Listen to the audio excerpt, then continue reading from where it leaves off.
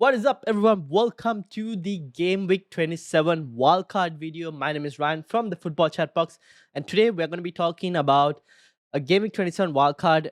We've got most of the press conference news as well, so because of that, I'm able to make this with a bit more information, and hopefully, this video will help you if you're playing the Wildcard chip this week. If you are, please let me know in the comments if you are playing and whether this video helps you or not. We'll go through some of the couple like the weeks 20 give look at game week 28 how the squad will look like, look at game week 29 how the squad will look like, game week 30 and 31 as well, just up to that point. And after that you kind of have to react to what the FPL market looks like in terms of the doubles, what happens in the FA Cup in 29, all of that you will have to react, so we can't go too far in terms of projection as well. Let me start as well by saying I am not fully sold on the Game Week 27 wildcard idea, mainly because there are a few players who have got injured that we don't know, the likes of Solanke, bit of uncertainty over there. Ideally, would have wanted to have him on a wildcard, but a bit of uncertainty in that situation. Nothing fully concrete from the press conference as well. They had to kind of like make a late assessment on that. Then we've got Richarlison, who's out now for a couple of weeks. So is Son and Madison still the best option going forward? That's something that you kind of have to make an idea for. The other thing is you're going to have to spend a few transfers, and I'll show this to you when we go in the next couple of weeks as well, when we're looking at it. You're going to have to make a few transfers, getting in some not so great players, and also use spending transfers on selling some players as well to try and change your squad to kind of fit with the template when people start wildcarding gaming 30 31. They're going to spend transfers on like removing Luton players in gaming 30 30 30 31 to try and accommodate to what the template is at that moment. You're going to have to spend transfers to maybe get a decent enough squad in Game Week 29, and I'll show you that as well over here, what kind of moves you might have to make. There are going to be a few risks involved, and I'll answer that as well. But let's get started with the goalkeepers. Now, I've got Neto and Flecken in here. And the main reason I've got Neto and Flecken, I think I should have actually bought this up for you guys. Let's go and bring up the fixtures as well to show you why I've got Neto and Flecken. While that loads, I will explain the rest as well. In the backline, you got Udogi, Gabriel, Senesi, Region, and Doherty. Now, Udogi is supposedly should be fit from what we've got from the Spurs press conference, so he should be good to go for this week. He's still red flagged on Plan FPL, but should be good to go. Gabriel, because Arsenal defense is really good. Now, I know Arsenal blank, but the way they're going in and the form they are in, you kind of need to have them on your wildcard, right? The defense is elite defense. Senesi, because of the double in 28, and also I'll show you why Senesi and Neto, because of the Bournemouth's good fixtures even after the blank in 29. This is the part of the risk which I don't like with Game Week 27. Senesi is currently on 8 yellow cards. If he gets a yellow card in Game Week 27 and then gets a yellow card in the first game of Game Week 28, he will miss the second game of the double. So that's part of the risk associated with trying to go for him. If you don't want to go for him, you could go for another Bournemouth defender. Maybe Zabarini. I don't know if I pronounced it correctly, but you could potentially go for him if you wanted to. Or you could go for Kirkes as well if you wanted to. That's another option. But Senesi is probably the one with the better goal threat overall from Bournemouth's set pieces, throw-ins, and whatnot. So I've got him. Region plays in 29. That's one of the main reasons. And also, I think Brentford, if I'm not mistaken, let me actually try and they have a few decent fixtures, but no real double. Main reason is they play in Game 29. And Doherty, double in 28, plays in Game 29. So those are the reasons why I've got these players in. Fixtures. Now, this is what I wanted to show you. We'll focus until at least like Game Week 32, right? Bournemouth, I've gone for Neto because of those fixtures you see there on the screen. Burnley, Sheffield United, Luton, Everton, Crystal Palace, Luton again. potential double for them either in 34 or 37. So you can keep him till the end of the season, to be honest, Neto. So he's a really good keeper to keep till the end of the season. Won't guarantee you too many clean sheets, to be honest, because Bournemouth, even though they've got good defensive numbers, don't necessarily always keep clean sheets. But with the fixtures being good, you kind of have to hope that they do actually do keep some clean sheets. So that's the reasoning for the double double Bournemouth defense, and also because of the double in 28 as well, right? You want to maximize as many players if you're wildcarded now. So that's your defense. In midfield, I've gone for Heung-min Son. Spurs playing 29, probably a captaincy consideration as well. Heung-min Son in 29. Good fixtures as well after in 30, 31. In Game Week 30, they've got Luton, 31 West Ham, 32 Forest. Will have doubles later on as well. So Son is a good option to have going forward. A lot of people on wildcard in 30, 31 will also have him. Saka, again, just like Arsenal, playing really well, Arsenal, so you kind of want him. Bowen, I've got in here. Now, you can have Bowen in here, or you could potentially have James Madison as well. Both of them playing 29. I've gone Bowen slightly at the moment because I'm not sure with Spurs having all their players back. I'm not sure where exactly now Madison's going to fit into this situation. Whether he's playing deeper or whether he'll play a bit more advanced with Richarlison injured. I'm still a bit uncertain on that. I wish I had a bit more like Spurs games to kind of analyze that, but that's why I've gone with Bowen. Everton is a slightly more harder fixture, but Burnley in 28 is a really good fixture.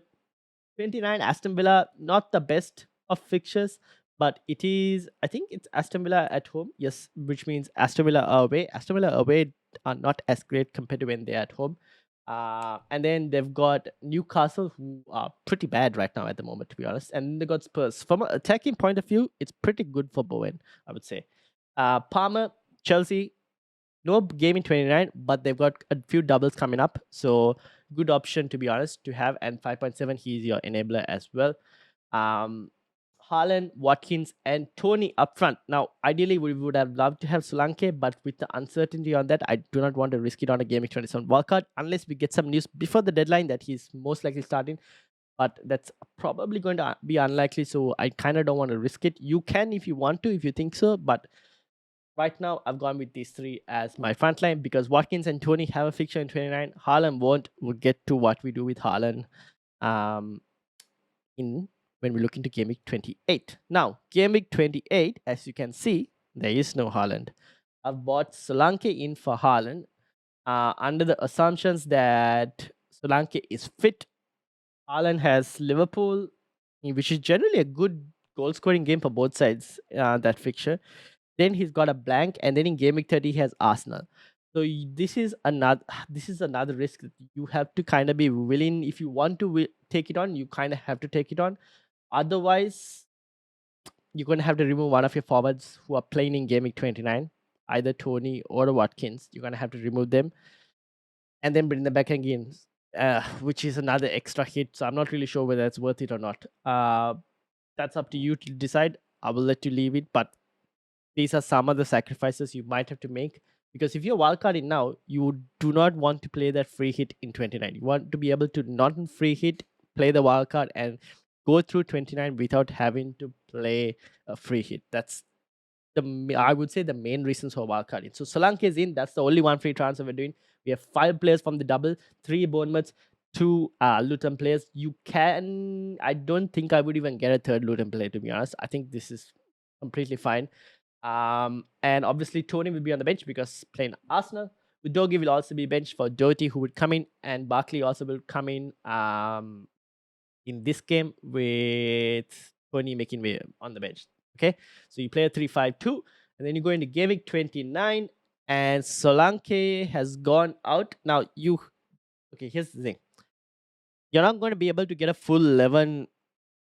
You could if you wanted to, but I probably wouldn't recommend because I wouldn't want to sell Saka or Palmer for one. And it's up to you whether you want to take a hit for a defender. I don't think a hit for a defender in Game Week 29 is going to be worth it, to be honest, because the chances of that paying back is extremely low given the fixtures. Now, Solanke is the one who was here. I've replaced him for Muniz. Solanke does have really good fixtures, like we discussed. in terms of going forward as well. Like you can see, Bournemouth have really good fixtures. It's up to you whether you want to take that risk of selling Solanke, or would you like to have Muniz? Now, Muniz for Fulham, he has Spurs in 29. From a attacking point of view, that's actually not a bad fixture for Fulham. Then he's got Sheffield United in game week 30 and Forest in game week 31 and Newcastle in game week 32. Given that he's a budget striker, it's not a bad player to bring in for game week 29. You'll get 10 players, you won't get a full 11. But to be honest, I don't see any reason in replacing any of a bench or bringing someone in. Palmer, no. Saka, no. I wouldn't sell either one of them. Tennessee, even if you were to sell and bring in, I don't know, would you Pedro Porro double Spurs? I probably wouldn't even bring. I don't know who you would bring in, to be honest, because no one's guaranteed a clean sheet on in game 29. Sadly, maybe Brentford if they're lucky against Burnley, but you already have triple Brentford, so I would just roll out with 10 to be fair. In game 29 and game 30, we go again. Bring back Saka. You can start Saka over Muniz if you wanted to, or actually over Barkley. My bad. Palmer, okay, as well. You could start Tim over Doty. Tennessee can play over Region. And this would be your game week 30 team. Now you can bring Haaland back if you wanted to. You could sell Tony. You have plenty of money. You could also look to get a certain Mo Salah, who should be fit by then, for a Bowen as well. So you could bring Salah out, bring back Bowen. Just make sure this still should leave you enough money. If you want to bring Haaland back in again ahead of Arsenal, you can, right? You can sell Tony, probably sell Watkins as well. One of the two can go. Both of them, I don't think, both of them shouldn't be having any doubles after that. So it's up to you in terms of who you wanted to sell. So Salah is the one who would probably make way in game week 30. This is trying to get your squad in preparation to adapt to what most managers in game week 30, 31 will be doing. If you were to, however, keep Bowen and sell a Ross Barkley for a Salah, it doesn't leave you with enough money for a Haaland back in. As you can see, Haaland has now been climbing in price and he's at 14.5. So kind of have to sacrifice a Bowen. Instead, he will make way for Salah. And then if you wanted Haaland either this week or next week, you could bring him for Tony or Watkins. The decision is up to you. I will leave that to you. But game week 31, team would look something like this. Haaland will probably make way either, let's say, for Watkins, because Tony has Brighton, which is not a bad fixture. Let's say you bring in Watkins in this one. This is why I said like Muniz, right? You could keep Solanke as well and just play with 9 in game week 29, right? You could play with 9 in game week 29, keep Solanke, and then you'll have Solanke for Everton, Crystal Palace, and Luton. In game 30, he'll have Everton, 31, Crystal Palace, 32, Luton, and then doubles after that as well. So you probably could actually bring Solanke. You could actually keep Solanke in 29 and not sell him for Muniz. So that's up to you in terms of whether you want to do it or not. But then Haaland will make way back probably for Watkins, I would say, because Watkins' fixtures get pretty hard after that. So he would probably make way. Haaland back in. You could give him the armband. You could captain actually Salah against Sheffield United, right? Up to you if you wanted to. By this time in 31, we might have a better idea of what the doubles will look like in 34, 37. Up to you to react based on that, and maybe if you want to take a hit or not, decide on that. But at least you would have your free hit chip and your bench boost chip. Maybe, I'm not sure. Depends on how you want to structure it. But by then, you should have a better idea of the doubles in 34, 37. And your squad is still not a bad space, right? You got double Spurs, you got double Arsenal, you have Palmer, you have Salah, you managed to bring in, Haaland's back in. You have Tony, which is not too bad. You have Muniz or Solanke, depending on how you want to do it.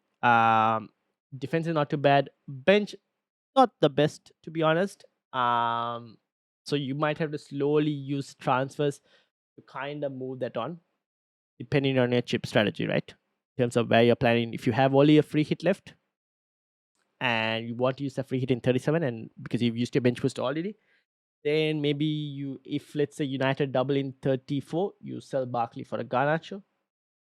Not too bad. And that way you can kind of navigate around the whole wanting to have decent players in 34 and free hitting in 37. All up to your squad and team dependent and chip strategy, all of that.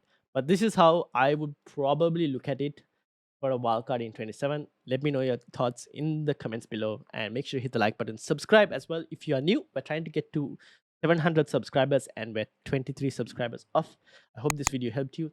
Hit the like button, subscribe, and I'll see you all for an early deadline stream. We won't be streaming 2 hours before the deadline. We'll be streaming a bit more earlier because I've got to go out. So for the regular folk, and even if you're new, if you want to come chat, the stream will be scheduled, so make sure you hit the notifications as well so they get notified when I go live.